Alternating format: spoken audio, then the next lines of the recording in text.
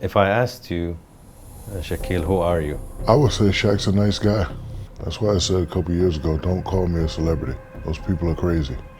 I didn't want to be tall, but a disadvantage can always turn into an advantage. If you could send an email to Kobe, what would you write?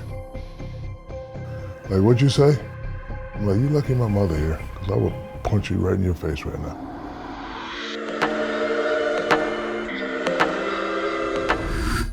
Yo, before you watch this episode, don't forget to hit the subscribe and turn on the notification bell. Peace.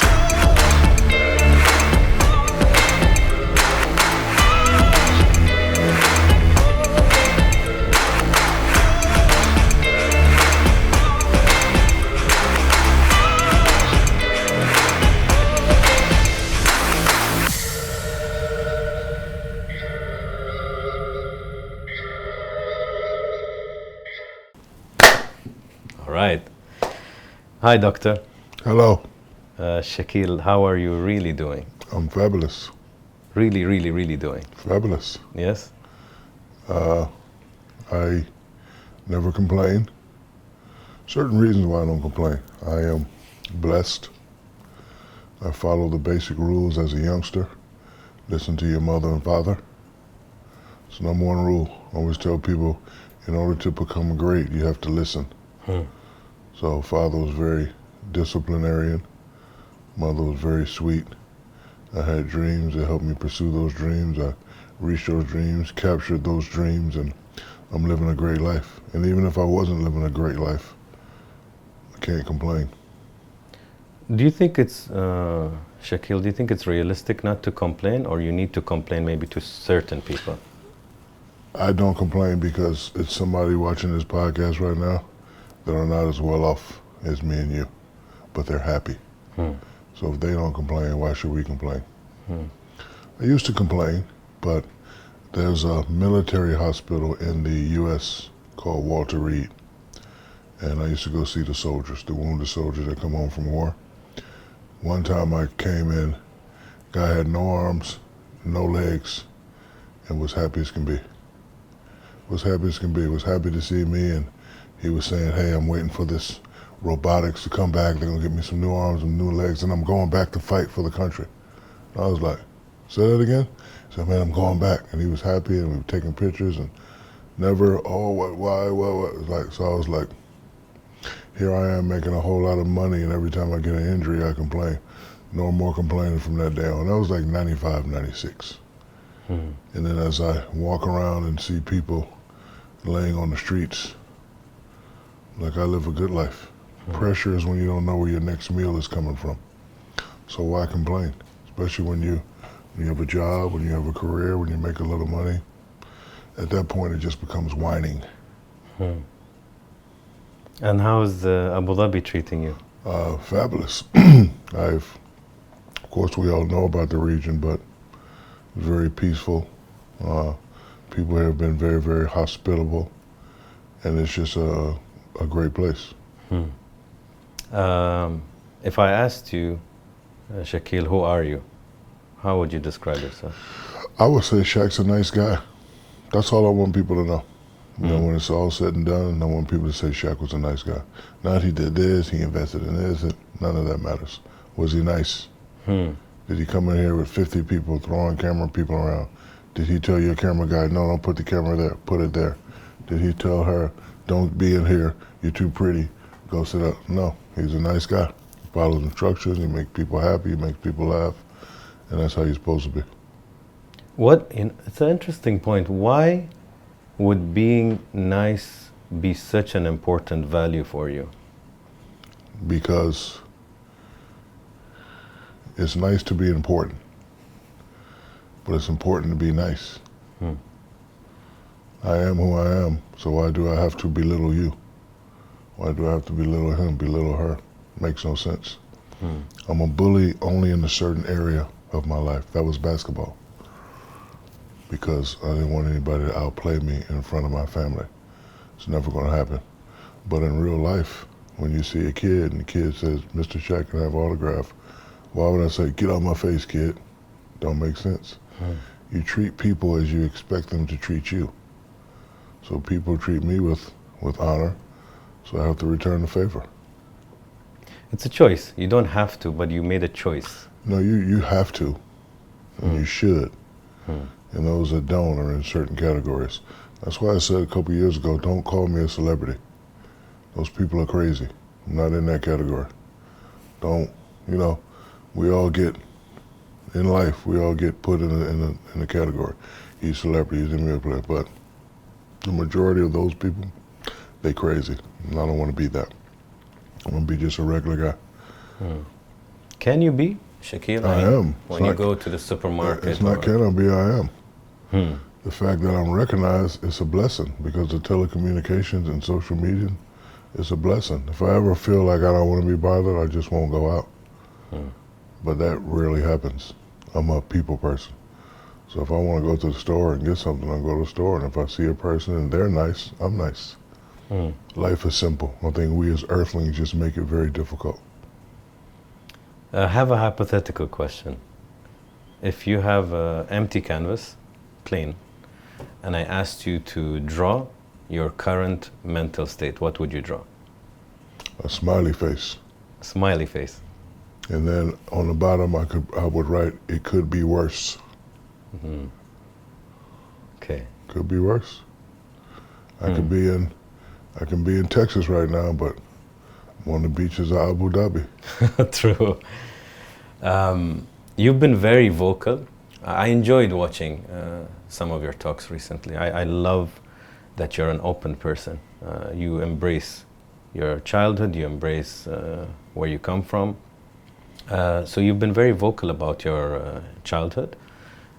Just do that because you have it here. Because you make me cry because you're Already. so beautiful. The thing is, everybody comes on the show and they cry, so it became a thing now. And people come to me, they're like, by the way, I'm not crying today. I'm like, that's because you're so beautiful. Thank you. I think it's not, honestly, a lot of people ask me, why do people cry on your show? And I said, I don't cry. Yeah, I know that about you from your podcast yes. also. But I told them, I think it's just people need somebody to listen to and not to judge them. And I think they get that vibe. You know, I've been brought up a certain way, and who am I to judge anybody? So I feel the same way. You do? Yeah. Lovely. So you've been very vocal about your childhood. I know certain, I'll call them milestones because they shaped you. Your father, a biological father, abandoned the family. Your mom, bless her. Well, I wouldn't say abandoned. Okay, tell me. He was having problems. Okay. And then my mother decided to part ways. So it was your mother's decision? Yes. Okay. And, you know, it's well documented that, you know, he was in prison and he was dealing with drugs. And my mother didn't want that for me. So we were back and forth for 2-3 years. But when she told the family she was pregnant, they told her to get out. Get out. So as she was pregnant, she's alone, and she's walking down, and she meets a Muslim brother who has a book of names, and she's going through the names, and she comes across Shaquille Rashaun, little warrior, and she was always saying to me that I was going to be her little warrior, and we was going to be together forever. And then 2 years later, she married a Muslim man, Sergeant Philip Harrison. So I understand the culture. I'm all about peace. And it was supposed to happen how it happened.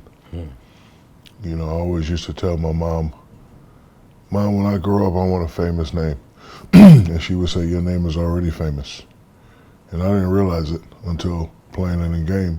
Shaquille O'Neal, Shaquille O'Neal, Shaquille O'Neal, Shaquille O'Neal. I was like, yeah, my name is famous. And then my grandmother, when she meets me, well, she would see me, of course, but then when she let us back in at 3 years old, she said that when she saw me, something hit her. And she always used to tell my mother, this one is going to be known all over the world. Because my grandma was very religious, and so was my mother. So we're starting to get our family back. And then my father being in the military, we moved from Newark to Fort Monmouth, which is in New Jersey, then to Hinesville, Georgia, then to Germany, then to San Antonio, and then I went to college at LSU. But all that traveling just taught me how to better understand people, how to better understand cultures. And when you live by one modern principle of respect, you can camouflage and integrate with anyone and anybody. And I've done that because of my upbringing. Yeah, you answered my question. Because you mentioned, I noticed also the names of your kids are very Arabic or Muslim. Do you think, in your opinion, faith is a very personal and private matter, or something that is discussed openly? Either or. You know, I gave my kids Arabic names because it means something. And all my kids have similar names: Sharif, Shakir, Tahira, Amira, and Miara. And they all mean something, and they're all original. But you know, people to each his own. I just like people to have some sort of belief. You know, doesn't I can't judge you because you're this or that. It's not my place. You know, you believe what you believe. I respect that, and I believe what I believe, and hopefully people respect it. I believe in all. I study all. I understand all. I can go to a Latin country and be like, "¿Cómo estás, amigo?" I can go to Australia and be like, "Hey, mate." I can come here and be like, "Salam alaikum, my brother." I can, you know, hang around Jewish people and say, "Shalom, Barak Hashem," because it's all about respect. It's all about understanding. I'm not, because I make a lot of money and I'm famous and all that, I'm not the judge. I can't say, "I don't like those pants, you should have wore all black with some black shoes." It's not me to say. And you look fabulous, by the way. Thanks, man. Appreciate it. All right. I love your energy. Yes, thank you. I was looking forward to this, and I'm a guy who likes, I don't want to use the word judge, but assess maybe Yeah, of course. people with their energy, and I was looking forward to this. That's because you know I'm a celebrity, and you also know most celebrities are crazy. You see what I do on TV, now you got to see it for yourself. I try not to. No, but a lot of people, Correct. they show you something different. Show you something different. So it's understandable. So, because I'm like that. I'm like, okay, I see how you are. Now let me see it in real life. And, Correct. you know, most of the times I get let down. Put it that way. So I try to be who I am. For example, when I use social media, it's 60% to inspire you. 60% to make you laugh, 30% to inspire you, and 10% whatever I'm selling, just to let you know. I don't want to be the guy, "I'm on a yacht in Abu Dhabi. I'm on the beach in Abu Dhabi, look at this villa." It's not me. Because people in real life, you guys work harder than we do and should get paid the same as we do, but of course you don't. So I don't want to always throw in your face that I have something you don't. It doesn't make sense. You know, Shaquille, on the aspect of faith, I'm very close to my mother. She taught me a lot. She said something interesting. She said the relationship between you and God is a vertical relationship. It's this way. It has nothing to do with people. Nobody's concerned. The relationship between people is horizontal. And your mother is 1,000,000% correct. All moms are correct. You said that earlier, yeah. Yeah, Listen to your. And that actually made me think when you said that. When you said listen to your mom, listen to your dad. Do you think all parents are correct? Well, I can't say. I don't know. It's tricky, right? That's not tricky. Like it's how you ask the question. You say all parents. Now, if one parent is incorrect, that messes up our whole theory. So I can't answer that. You know, but parents love the best that they can. Some have the means to really love and really show it, and some, you know, working day to day, and you know they have to, you know, take care of certain things before they can show love. Like my father was a worker.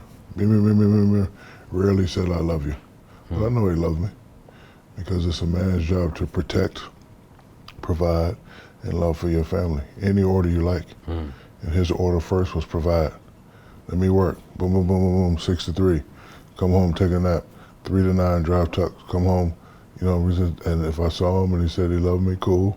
If not, I knew he loved me. But So to answer your question, are all parents correct? I don't know, but I'm going to go on the basis that they are, because, you know, when I talk to children, like from being born to 18, that's your source of information. That's your source of power, the parent. So, gotta listen to them. You know, it was interesting, the little bits that you told me. Your grandmother, your mother, and I also read that Phill Yes. said that he'll make you the greatest man. Your mom said your name is unique. Your grandmother said everybody will know your name across the world. I realize how these seeds in a child's mind can make them great in the future. I remember watching Maya Angelou talk about her mother, and she said that her mother once at a bus stop just, you know, turned to her and she said, "Maya, you're the greatest woman I've ever met." And Maya, cause she was young, and she thought, first I think, you know, you smirk and you're like, "Mama, come on." But she thought, what if she is right? Just that little glimpse of a maybe I am great. And I don't know if that applied to your life when your grandmother thought you're great, and your mother, and then Phill. It's just everything they said came to life. And then when the people that you believe in you, you have to believe. Believe and believe equals believe. Believe and non-believe could either be believe or non-believe. Depends on how mental strong you are. But everybody in my family believes. At 4 years old, I used to tell my grandmother, when I get rich, I'm gonna buy you a house. You know what she said? I want that house across the street, baby. That's all she would say. Not, whatever. Not, how you gonna be rich and you're supposed to make an A in school and you got a C in that class? Get out. Like she was, I know. You know what, Grandma, when I get rich, I'm gonna buy you a car. I want a Cadillac, baby. And it all happened. As soon as I got that first check, we knocked on the lady's door across the street. How much? What do you mean, how much? My grandmother wants to buy it. Aren't you Shaquille? Yes, ma'am. I remember you as a little boy. Yeah, I understand that, but how much was this house? I wasn't really going to sell, but I will sell. How much? No. You gave me $100,000 more than what I asked for. I know. I love you. Thank you for always looking out for me, and good luck. My grandmother, we moved from 100 Oak Street to 93 Oak Street, and it all came true. Lovely. What is the best childhood memory you have? All of them. Even the tough discipline. Now, my father passed away a long time ago, but when I'm riding around in my cars, I just look up and say, thank you. Appreciate you. Because he forced me to learn how to become a leader. I was a high-level juvenile delinquent. I was a follower because I wanted to hang around the small kids and be cool and be accepted. So if they said, let's go steal a car, I'm like, all right, cool, let's go steal a car. If they said, let's go fight them kids around the corner, I'm like, yeah, let's go do it. And then he said, I'm gonna train you to become a leader. And then once I started learning to become a leader, education would always pop up. What I mean by that, in the States growing up, no pass, no play. So one time in the championship game, I didn't pass, my team lost, and all my boys were mad at me. I let my boys down. We were like 15-0, we had one game left and against our rivals, and we were waiting for this game, but I didn't play, they blew us out. And we had to hear that the next day in school. So I had to, concentrate on education and really, and then when I started getting my name in the paper and when I started dreaming about the monetary aspect of the game, it would all, I could feel it getting closer. In 1988, 89, when I sat down and was making my final plan, I was like, okay, I want to make $8 million for 10 years. Because that's how the money was then. And, $8 million, you're an okay player, you're not great, but, might not be great. Not gonna be here, probably be here, right? $8 million for 10 years. And then a guy named John Concack signs a contract, 15 for 3. My father comes in the house very upset, come on. So we borrow some money, we go watch the game, I'm sitting way up top. John Concack's okay, but I'm just as good as him or even better. So now I'm thinking economics and everything. I'm like, if he's making 15 million, I can make 17.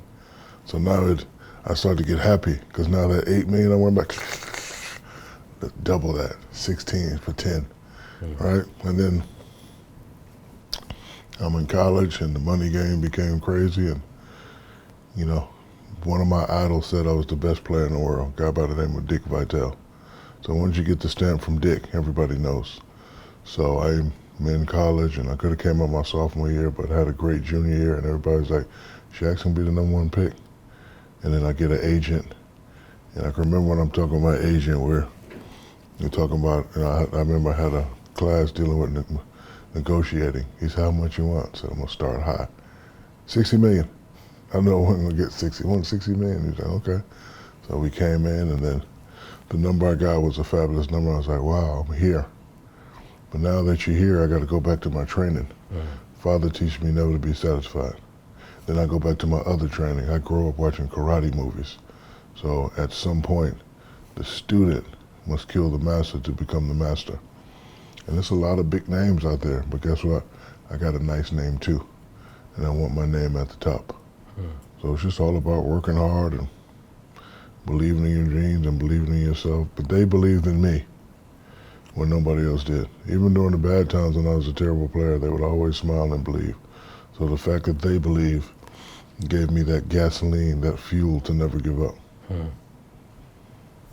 And what would you say, Shaquille, is the toughest moment in your childhood? I don't complain. I don't have one. Everything is done for a reason. Like, in order to build a big, strong coliseum, you got to place the bricks. Every brick's not going to be perfect. Sometimes you got to shape it and mold it. But at the end, when you're riding by and you see this big, beautiful coliseum, that's the only thing that matters. I'm 50 years old. Why would I complain about what happened in my childhood? I don't do that. And I hate people that do that. Especially the successful ones. No, shut up. You're whining. Be quiet. Because there's people out there with real problems. And you're sitting in your big house and you're whining and complaining. I don't want to hear it, so shut it up. So there was nothing tough about my childhood, nothing at all, because I'm here. I'm in Abu Dhabi talking to the #1 guy. Must have done something right. Maybe a lot of things right. Yes. Why do you do what you do? What's your why? Because it's how I was taught. I mean, now you do so many things. I'm not doing it on my own. My mother lives 5 minutes away from me. And when I retired, she said, I want you to continue to make people smile. It amazes me, over here, get the U.S., over here, 9, 10, 6-year-olds know who I am. I ain't played in 13 years. How do you know Shaq? So you have to embrace that. Like, I'm at the game and sign them like, bro, you're 3 years old, how do you know me? You're 7 years old, how do you know me? That's a blessing. So if I can make this little kid smile by taking a picture with him, I'm honoring my mother's wishes. I noticed also at the game the other day, my kids came and said hi to you, by the way. You were with Muhammad, and Muhammad dragged them. And my kid was shaking, and I'm like, you know, my kid is 12 and 8. Right. But I noticed in general, like, I put my kids on a side. In general, I'm an observer. So I was just looking at you, and I could see how much you like kids and children, like especially them, more than the adults. Everyone knows Shaq loved the kids. How come? Because you adults are crazy. Kids don't have problems. Wake up, put their clothes on, go to school, play games, and they're fun. I want to have fun. We adults, we got problems. We got bills, we got sons, we got daughters, we got businesses, we got podcasts, we got producers. There's just too much going on. And when you're dealing with babies, that's how I want to be. I want to just be a free thinker. Pure. Yeah, pure. Like, a kid can say, Mom, I want to go to the pool, right? Now it's our job. Are the lifeguards there? It's going to be a lot of people there. Boom, boom, boom. Can you swim? It's just too much going on in our brain. So I like talking to adults too, but kids are just free, and it makes me free. And I get a chuckle when they say, "Hey, can I have your autograph?" I'm like, "Bro, you're 12. I ain't playing 12. Like, how do you even know who I am?" So it's fun. But yeah, I just love kids. And also, you have a soft spot for homeless people. I do. How come? So one day, and this is another reason why I don't complain. playing against the New York Knicks. Have a terrible game. So my father calls, bring your tail home. So I come home, we land late. Be here tomorrow at 0500 a.m. Like, what? You heard what I said? Yes, sir. So I go home, wake up 5 a.m. We get in the car, we're driving. And if my father don't speak, you don't speak. You don't speak until you're spoken to, ever. So I said something, and he's like, what? So now he's upset. What, you couldn't handle the pressure? I not couldn't handle the pressure. And so now he's very upset. We ride, and we, under this bridge, it's a homeless family. And he's sitting, he turns the light off. They're sleeping in a little tent. And we're just sitting and waiting. 5:30, 6. About 6:30, the guy comes out. And my father said, that's pressure. And then the wife comes out, and then the two babies come out. He said, pressure is when you don't know where your next meal is coming from. I'm tired of you rich, spoiled athletes not performing to your level and then saying you can't handle the pressure. You don't know what pressure is. You still get paid after a bad game. It's not pressure, this is pressure. Get out. Like, what do you mean get out? Get out. I get out the car, he drops off. So now, I kind of knew what he wanted me to do. So I made contact with the family, I'm talking to the guy, and the guy recognized, hey man, your dad's wonderful, he brings us blanket, he brings us food, he gives us cash every now and then. My father ain't really have the resources to do what I can do, but I do, right? And not only the resources, my father was kept to himself. I'm, hey, hi, shake hands. So I'm talking to the guy, say, hey man, I'm just looking for a job. And first thing I gotta do is gotta get my family off the street, boom, boom, boom, boom, boom, boom. Hey, Jamal, you still got them apartments that you're doing around the corner? Yeah, I need a 3-bedroom. How much? All right, 12 times 36,000. I'm gonna write you a check for 36,000. I'm gonna get them off the street. Take care of that. Hey man, you still got that furniture store? All right, I'm gonna send it. I need 3 beds, couch, boom, boom, boom, couple TV. 10,000. All right, take care of it. So now I gotta talk to the guy. Now I got my place to stay. Got just the rent's paid, everything's paid. Give him some money for food. So what do you like to do? He said, man, I could do whatever. Hey, Tim, you still got that lawn service? You need some guys? Boom, boom, boom. I'll send this guy by. So I got him a job, got him a place to stay. And he was working for me until last year. He made it to where, he worked for this guy, got his money up, started his own lawn service. I hired him, and he was working for me. I had to let him go because my house in Orlando had to sell it. But, I help his kids go to college and do stuff like that. But because of that moment, Father taught me, what you complaining for? My house was 70,000 square feet. What is there to complain about? I got housekeepers, I got chefs. Why do you complain about anything? I got 20 commercials running. So, when the moment about the hospital and the moment about that, I'm like, it's nothing to complain about. You just deal with certain situations. And as men, we have to deal with a lot of situations. You persevere, you get around them. Things that are difficult, you break them down to the simplest form and you keep moving. Once you go, you're done. Rather than go this way. No, go this way. Okay, boom, boom, boom, up, I'm back on track. Once we go, done. Now you gotta go back to the bottom. Like if you're at a 10 and they knock you back to a 7, don't go 6, 5, 4, 3, 2, 1, 0. Go 7, 7.2, 7.3, 8, 9. Get back to 10. That's how I always look at life, no matter what comes my way.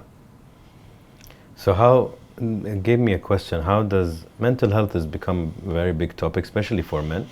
Anger, it is, depression. And I don't like talking about it because I have to fully understand it. And I would like to see all the spectrums, because I think it's fair to say we all have mental health problems. We all have issues, right? But I need to talk to somebody, I need to see what that really means. And then I need is mental fortitude and mental health the same thing? Like before I speak on it and before I start saying he can't do this, he can't do that, I need a better understanding.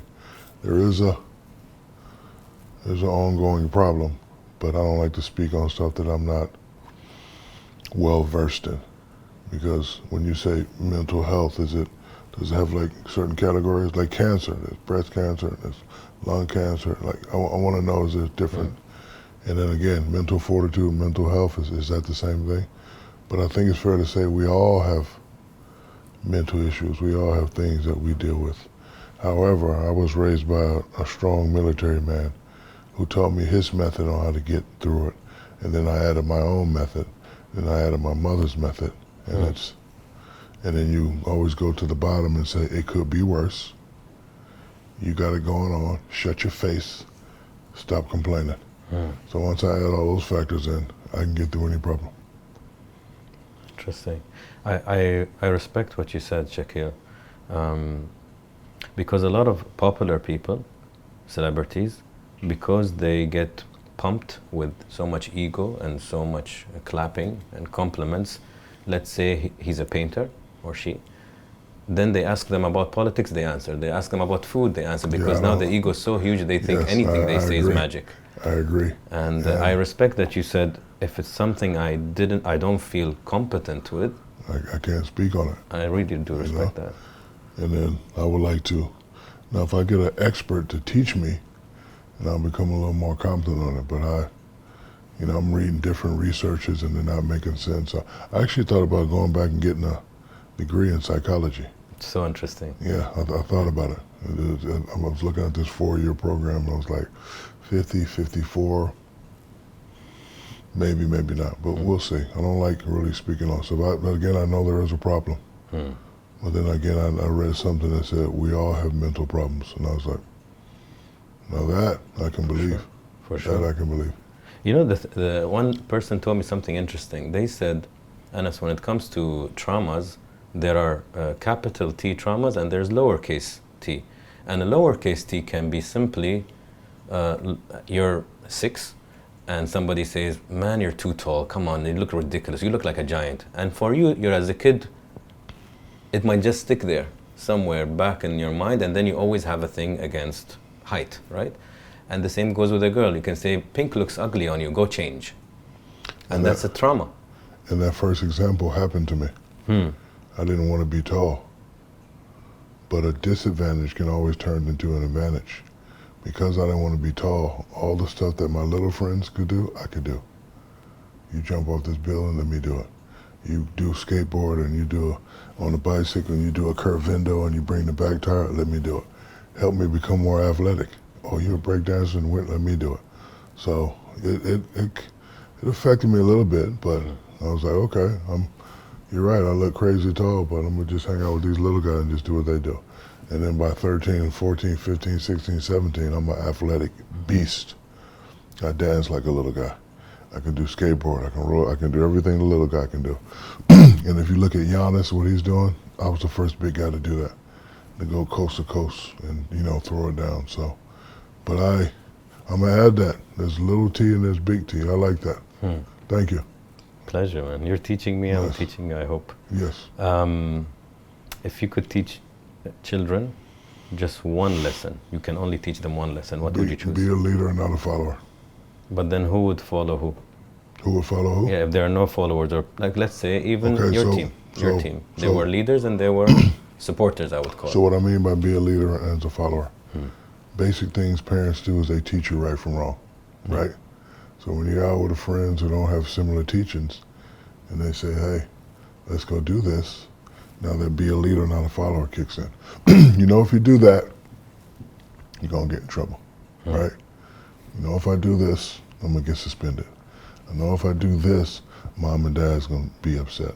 So that's what I mean when I'm being a leader, not a follower. Like we're all taught our basics. Don't do this, don't do that, don't say this, don't say that. Everybody's taught from here to here to here. We're all taught the same thing. And then so that's why when you only ask me one thing, I would teach them that. When you know right from wrong, don't mess with wrong. It's interesting. My best friend who's here asked me that question. He's like, Anas, if before you die you can teach your kids just one thing or instill one thing. So I thought one thing that came to my mind was resourcefulness. A kid who knows how to figure things out. I'll go fix this, I'll call this guy. That's a good one. But he answered me also a really good one. I told him, what about you, obviously, because he asked me, he has an answer. And he said, self-confidence. If I can guarantee that my kids are confident individuals, I'll feel good dying. They're good. That's a good one too. And that's why this question came to mind. Maybe a more lighter question. If you could have dinner with 3 people from any time, alive or dead, who would you choose? Red Fox. You know who that is? No. Sanford and Son. Hmm? You ever watch Sanford and Son? No. Stanford and Son? Sanford and Son. No. It's an old sitcom, but he's a comedian. Okay. Oh, you said Rick Fox? Red. Red. Yes. Okay. Red Fox. Red Fox, yes. Okay. Red Fox is one.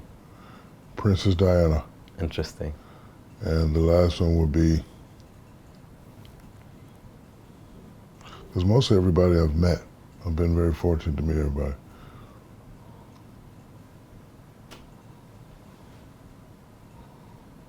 Give me 5 more seconds. As long as you want.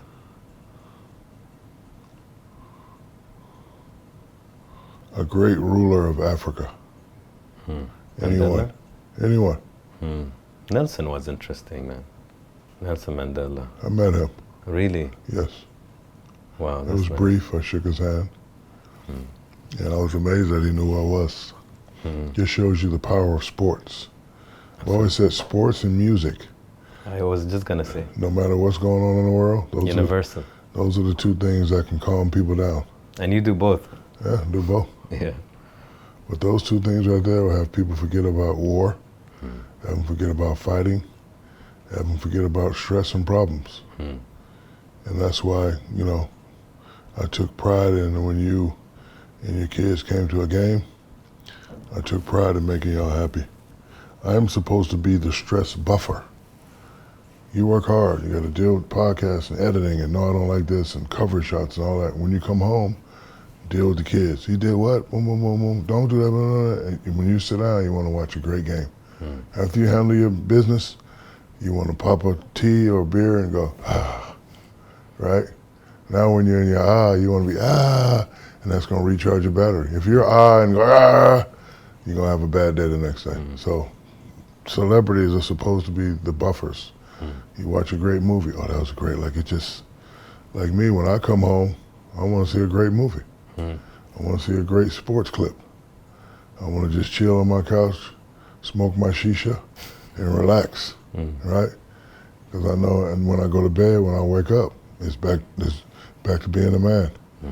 We did what? I do that. I got to do a podcast. Well, like it's business, and then after you do your business, you need somebody to relax. So that's always took pride in. If you're gonna watch me perform, I'm gonna make it real nice for you. That's accountability. What are you afraid of? Nothing. Zero? No. Losing loved ones, losing business? Not afraid of it, because it will happen. Try not to think about it. And if and when it does happen, you adjust. And I think I adapted my father's powers. My father was sort of like me. He was a mama's boy. And I was real close to him when his mother passed away at the funeral, because I was like, I know he's gonna break down. Like I'm gonna be strong for him. He cried 30 seconds. And back to business. Then I asked him, I said, yo man, you all right? He said, yeah, I'm all right. She was sick, I knew she was gonna pass away, but I can't be sad. I gotta take care of my family. And then when he passed away, all his powers came to me. I am the glue that holds the family together. So when, you're talking about my problems, I have to handle everybody's problem. 6 children, 2 beautiful women that gave me those 6 children. Mother, remaining sister, remaining brother. All those problems are mine. College tuition, and I'm the one that got to take care of it. Leak in the roof at my mom's house, I'm the one to take care of it. But because I saw my father never go, I can't do it. Because him, made me who I am today. So if he did it this way, I got to do it this way. So, but not afraid of that, because it will happen. 2 things that will happen. After we're born, we will pass away. If you are Shaquille, you're their glue. Who's yours? Who's mine? Who's your glue? God and my mother. and the people I have around me. You know, the greatest of leaders are the ones smart enough to hire people smarter. Like, for example, if I was going to come over here and do a podcast, I'm coming to see you. Think about that, because you already got the whole setup. Why would I come over here and try to do it on my own? No. Hey, what's that guy that interviewed me and we had 15 million views on YouTube? The good-looking dude with the beige pants. Yeah, call him up, see if you want to do it. Like, you know, partnerships. Absolutely. So, you know, you have to be smart about everything. Hypothetical question. And this is just because the guy, God rest his soul, Kobe, because I watched also a clip yesterday of you two, the interesting chemistry, and you said how you pushed his buttons, and it was all just the time. That was, you took your dad's role on how he pushed you, you pushed him because you know it would work. But this is a hypothetical question that I love. I watched Mike Tyson be asked this, and it is, if you could send an email to Kobe, what would you write? And he would read it now. What's up? That's it? That's it. Because I know who he is. I know his family. He was with me from 18 to 26? Just high. And you know, a lot of times we have a lot going on and we forget the simplest things. Like I had a friend the other day and he said, man, I had an argument with my father, and I stopped him. No, you're going to call your father today and tell him you love him. Man, so I don't care what he did. Matter of fact, call him right now. I'm going to punch you in your face. Hey, Dad, I love you. Love you too, son. Hey, he said he loved me. I said, bro, men especially, we have our egos. We're always going to do this. But as long as you respect each other, you can remain like this. See, once you do this and you disrespect each other, you go this, and you don't want to get out here, right? Like you and him, he's a good guy. You're gonna have an argument one day. You're gonna be like, put the camera there, and he's gonna be like, hey man, I've been shooting your show ever since you got, I know when to put the camera. But as long as you respect each other, after that, go, you know, do what you do and, you know, get back on track. So me and him, I, because I'm the bigger guy, probably should have communicated more. But we're both the same people. Because again, after you work, now real life kicks in. He has a wife and beautiful children. You don't have time to be calling me. And guess what? I got this wife and kids and businesses. And that's just how all athletes are. But I wish I would have just, hey man, how you doing? What's up?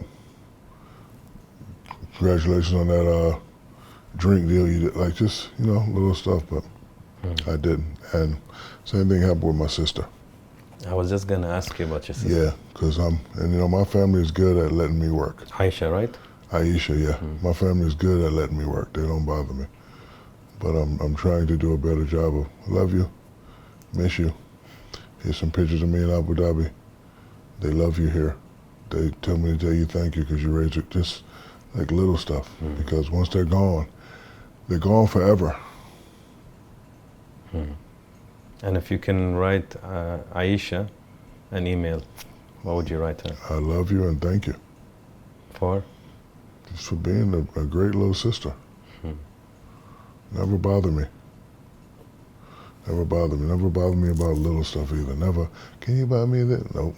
Just, she was married, she had a son, she had 2 degrees, she worked, she was doing her own thing, and she never bothered anybody. Joe, in one word, if you summarize them in one word, what would you choose? Joe who? Biological. Oh, father. thank you. Thank you. Yeah, for bringing me into the world. We communicate every now and then. It's just that I'm 50 now, so I don't need a father. Just thank you. So when and this funny part of that story is there's this restaurant that I've been going there for years. And every time I go in there, one chef would look at me and just start crying. And he wouldn't say nothing, just start crying. So what I realized is my father lived in the building. Biological father lived in the building, and that was his best friend. But the biological was like, hey, leave Shaq alone, we don't. But he always wanted to say something. So one day my mother called me, and after my father passed away, and she said, you should should connect with your biological father. So I said, okay. So called one of my uncles who's a cop. I said, hey, locate him, find out where he's at. He's like, man, you ain't gonna believe this. I was like, what? You know that restaurant we eat all the time? He lives in that building. So I go back to the building, and the guy that's crying, I said, yo, man, why you always crying? Man, I'm Joe's best friend, and I'm just, you know, hopefully one day he'd come down here and y'all could eat. That would make my day. So I was like, all right, call him. Called him. He's 40 blocks away. So where you at? Shaquille? Yes, sir, it's me. 40 blocks away. I'm gonna walk there. But no, you're not gonna walk. So I meet him, we talk, we have a good time. And he says, I'm sorry. And I say, you don't need to say you're sorry, brother. Because when you live by the principles of you can't judge, everybody has their problems. He was young and, you know, basketball player, phenom, and had to do what he had to do. So I'm not here to, you wasn't around. I live a great life. Everything happened how it was supposed to happen for Shaquille O'Neal. So, man, you don't have to thank me. Just be in better communication. We'll talk. And then I surprised him. I bought him a car. He said, what's this for? I said, whenever I come to town and say, come and see me, don't have me waiting 30 minutes. Bought him a car. So we're good. And that's because my mother, you know, she wanted that to happen. But I don't hold grudges. I don't have time. Because there's this life and then there's real life. By the time I deal with real life problems, I don't have time to think about all that other stuff. Children, mother, businesses. I got a lot of stuff that I'm doing, so I don't have time to go, you was on drugs when we laughing. I know. I'm not that guy. Like, you know, I told you earlier, I'm not the celebrity that goes back into the childhood and gets mad. I'm in Abu Dhabi, looking at blue water. I'm not complaining about nothing. I could be in the States looking at brown water, right? I could be looking at nasty brown water with rocks and glass and a whole bunch of other stuff on the beach. I'm over here looking at pure beaches, beautiful beaches, with no I never seen the water like this.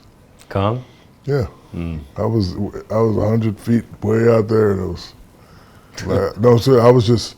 Because seriously, like, cause I was in the zone, like that was and I was just going. I looked back in the house, it was so far, like, but it wasn't no waves. And then before I got out there, I said, are there any sharks? He said, no, there ain't no sharks. So, I was so far on that sea-doo, brother. Phill, in one word. Thank you. Also thank you? Yeah, man, he made me who I am. Looked at me at 7 years old, said, I'll make you the best big man ever. But if you had to describe him as a human in one word? Perfect. Perfect. Yeah, because perfect is in the eye of the beholder. A lot of people, when you say perfect, they think it's flawless. No, we all got flaws. But in my eyes, he was perfect. He looked at a little kid that wasn't his and said, you're going to be a bad man. He looked at a little kid, when we used to ride around looking at cars, he said, man, you're going to have 20 of them. Like, he was just... He looked at the kid and said, oh, you don't need to be afraid of Patrick Ewing. In 3 years, you're going to be going up against him, and you're going to kill him. Like, yes, you know, and he was a real man. He had to do what he had to do to protect his family. Because remember, PPL, the only, like, men do a lot of things, but those three things you got to do: protect, provide, and love. There is no compromise on those three things. And Lucille, in one word. Perfect. That's double perfect. Double perfect. Perfect. What does she mean to you? The world. I'm a calm person because of her. Because of her, I have the ability to stop time. Like, I like going to him because he's a good-looking dude. But let's just say he said something crazy. Now I'm gonna stop time. Should I punch you in your face? Should I grab my boy's scissors and cut your hair off? But then I was like, I'm in another country. Might not work. Or she's looking at me. There's a witness. I'm not gonna do it. Just say something back. What? Right? Rather than just going, what'd you say? Like, I'm able, because I know if I do something crazy, she's gonna be the first to see it. And I don't want her to ever see me acting crazy. So she's the controller of the calm button. And that's really true. Like if something happens, I can think about all the options before it goes out. Like what'd you say? Cut his hair. No, they might not allow to punch him in the face. No, there's witnesses. Do this, do that. No, there's another guy over there with a camera. Oh, the whole podcast is, they'll take that part and edit up and then promote that and make me look like I'm crazy. No, fall back. Right? So, but if she wasn't around, I don't know how I would be. And I tell people all the time, like, you lucky my mother here, because I would punch you right in your face right now. I really would. But, so, thank you. Always tell her thank you. Last two. Good, because I've been here too long. I'm trying to get to this beach. I'll finish it. Hypothetical question. If I could take your heart and place it in front of you, what would Shaq's heart tell Shaq? Thank you for listening. Thank you for being a regular person when all these people with similar hearts are going crazy. Social media is probably the worst thing that happened for some of these people. Because like you said, a lot of these people think they're experts. They really do. And a lot of people who've never done anything all their life, as soon as something come out, they want to show how charitable they are. I do way more stuff unseen than you see seen. I do. I actually have a story after the shoot about this exact point to prove what you just said. I do about way you, more by the way. Yeah, I don't. Because it's not going to help me or hurt me if I help a person out. I don't need to go, I'm in Abu Dhabi with these kids, I'm going to buy them a boat. I don't. I'd rather just buy them a boat and if you hear about it, you hear about it. But I don't have to tell you about it, right? And the ones that I do tell you about is because, you know, I deal with companies and they want to show what we're doing. That's fine, but, you know, I just, like I know a lot of people that when it comes to this, it just give them a certain power they never had. I want to show that I care. I want to be an activist when you never did anything your whole career. Finale, Shaquille in one word. I don't have to say a word. This is Shaquille. Got you. Appreciate you. Salam alaikum, brother. Thank you. Appreciate it. Stop clapping. Nido is my best friend from my Boston days. How are you, brother? Nice He to has see a story that he met you, and this is before social media, so I'll leave it to him. Yeah, so this is a story that I've told many times, first time in front of the main character. I used to work inside a sports club LA, inside the Ritz-Carlton. This was 2006. Oh, okay. Yes. So you guys came in, you were at the Heat at the time, so you were playing the Celtics. Did your workout. I usually work at the front desk. So as you were walking out, I was all on the opposite side doing some paperwork. So I look up. Usually people, when they're leaving, they don't even acknowledge us. At best, they will nod. So I saw you walking towards me. Got out of your way. You came in, I thought maybe you needed something, but no, you just came in, gave me a fist bump, and you're like, have a good day, man. You walked a little bit more. We had a laundry room. There wasn't even a door. There's a little window. You put your head in, said hello to everybody. There was a security guard by the elevator. You gave him a fist bump. And this kept going on and on and on, just acknowledging everybody and getting out of your way. Now this is 2006. No cameras around, no one chasing you for selfies. Social media. No social media. And it just stuck with me, like how real and how genuine you were.